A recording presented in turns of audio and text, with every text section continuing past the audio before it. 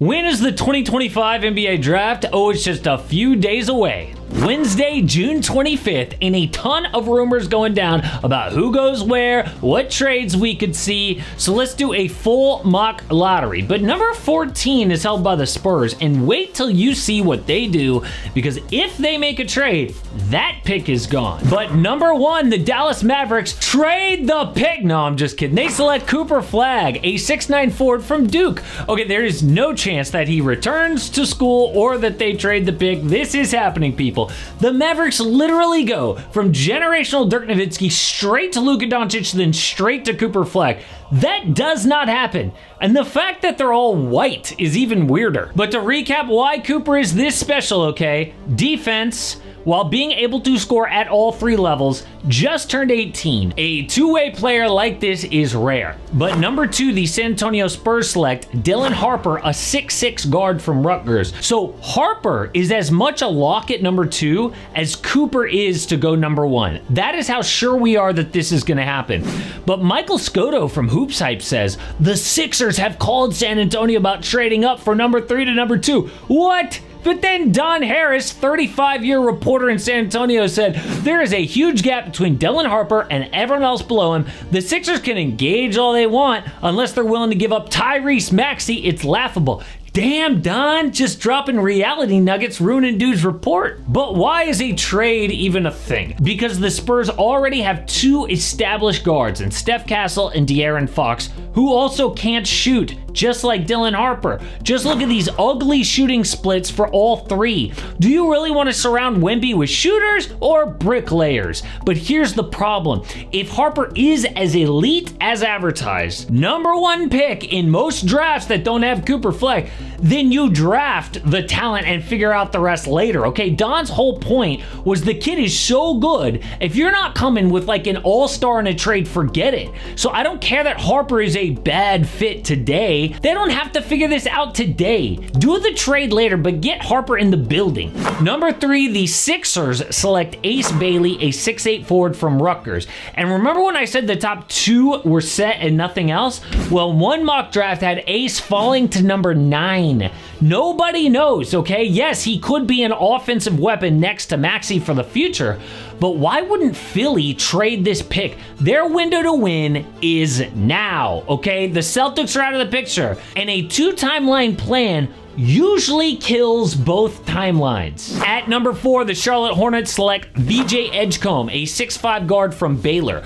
VJ is a good fit next to LaMelo Ball and Brandon Miller because he is a 2-way wing in the backcourt with LaMelo. Insane athleticism, explosive, and any team with the youngest Ball brother needs defense. VJ is special.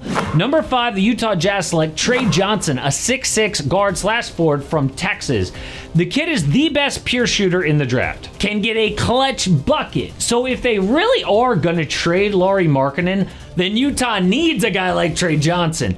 But you know what really sucks? They tanked harder than anyone else last year and fall all the way down to 5 for a guy with questionable defense. Let's hope for their sake that the Markkanen trade brings back a haul. But at number 6, the Washington Wizards select Jeremiah Fears, a 6'4" guard from Oklahoma.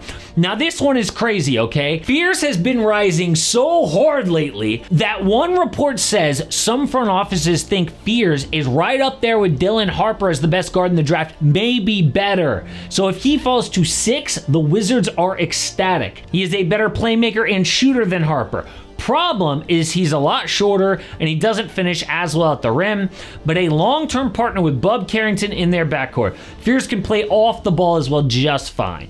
Number 7, the New Orleans Pelicans select Con Knipple, 6'6" wing from Duke. Now this kid's gonna get a ton of attention because he was Cooper Flagg's number 2 at Duke, but he is an elite spot-up shooter with size. If the Pels really are gonna build around Zion like they tell us they're going to, then Knipple fits perfect. He shot 41% from 3. He can move off ball, play team defense. His big con is a lack of athleticism, but some mocks have him going number 3 overall. But number 8, the Brooklyn Nets select Kaman Malak, a 7'1" center from Duke. This kid is from South Sudan. a 17-year-old playing in the Olympics, the youngest guy there. Malak allows Brooklyn to move off Nick Claxton in a trade, maybe to the Lakers or somewhere that needs a win-now big man. He is a rim protector with the tools to guard the perimeter. A lob threat could develop offensively, but he goes as high as number 4 in some mock drafts because of his upside, right? This kid just started playing basketball 5 years ago and is already a beast. Number 9, the Toronto Raptors select Kasparas Jakučionis, a 6'5" guard from Illinois. So who is this kid? He is from Lithuania and a smart playmaker who hits threes. He was making 41% from deep before an injury on January 1st. So he's a great fit with Scotty Barnes and RJ Barrett, but not the best defender in the draft. Now at number 10, the Houston Rockets would select Colin Murray-Boyles, a 6'7" forward from South Carolina. But I would be shocked if they don't trade this pick, okay? They didn't even have minutes for the number 3 pick last year, Reed Shepherd. But if Houston keeps it, I guess they would like a tough defender like Murray-Boyles who fits their style. But at number 11, the Portland Trailblazers select Derek Queen, a 6'10" center from Maryland.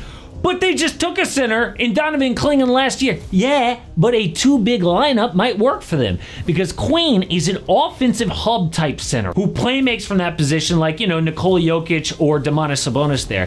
He would complement Clingan's game, who defends the paint, and Queen can also score really well inside. Some mocks have him going as high as number 6, so the upside is there.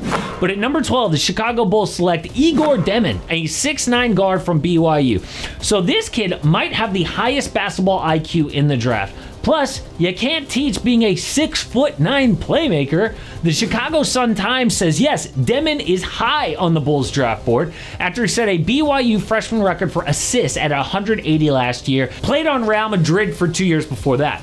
At number 13, the Atlanta Hawks select Carter Bryant, a 6'8" forward from Arizona. We know that the Hawks like offensive wings with size around Trae Young and Jalen Johnson. And Bryant showed promise as a shooter with long arms. So a 3-and-D wing like that is exactly what every team is looking for every offseason. And at number 14, the Spurs select Noah Asengi, a 6'9" forward from Germany. But once again, if the Kevin Durant smoke is real, this is the pick that will get traded by San Antonio because there is zero chance that the Suns will either get number 2 or Steph Castle. And a solid reporter in Arizona says he thinks the Spurs and Rockets are KD's preferred landing spot. But the only concern is that Shams report saying that the only KD teams right now are the Rockets, Wolves, and Heat. But if the Spurs keep this pick, then Noah is the kind of guy who can get like double-digit points without having a single play run for him. Why? Because he plays team ball. He cuts, he rebounds, he makes steals. The perfect glue guy, especially if they're eventually going to move on from Jeremy Sohan. A lot of rumors there. But this is a recap of the mock lottery. And again, I think the highest risk for a trade is the number 3 pick from Philly, number 10 from Houston, and number 14 from San Antonio. But we're also getting really weird reports out of Milwaukee. At one point, it looked like a Giannis trade was a sure thing, but now Giannis is just toying with us on social media.